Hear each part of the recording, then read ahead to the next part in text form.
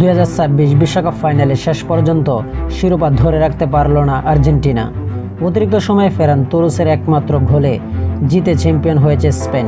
কিন্তু প্রশ্ন হলো, কেন হারল আর্জেন্টিনা? চলুন জেনে নেওয়া যাক সেই বড় কারণগুলো।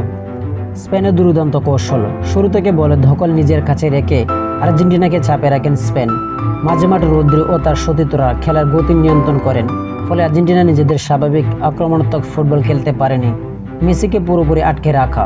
স্পেনের ডিফেন্ডাররা লিওনেল মেসিকে ঘিরে রাখেন পুরো ম্যাচ জুড়ে, ফলে তিনি খুব কম সুযোগ পান এবং আর্জেন্টিনার আক্রমণাত্মকও কার্যকর হয়ে উঠতে পারেনি।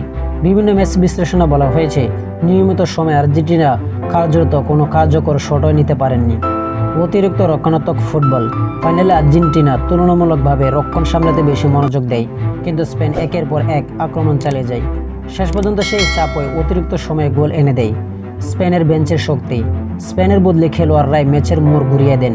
নিকো উইলিয়ামস জুনিয়রের তৈরি করা সুযোগ থেকে ফেরান তোরেস জয়সূচক গোল করেন। কোচের এই পরিবর্তনগুলো ছিল ম্যাচের অন্যতম টার্নিং পয়েন্ট। শৃঙ্খলার অভাব। ম্যাচের শেষ দিকে আর্জেন্টিনা মানসিকভাবে ভেঙে পড়েন। লাল কার্ড এবং অতিরিক্ত আগ্রাসী আচরণ দলের উপর আরও নেতিবাচক প্রভাব ফেলে। এতে শেষ মুহূর্তে ম্যাচের ফেরার সম্ভাবনাও কমে যায়।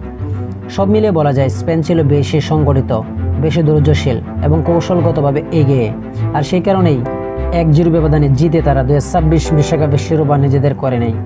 আপনাদের মতে আর্জেন্টিনা হারের সবচেয়ে বড় কারণ কোনটি?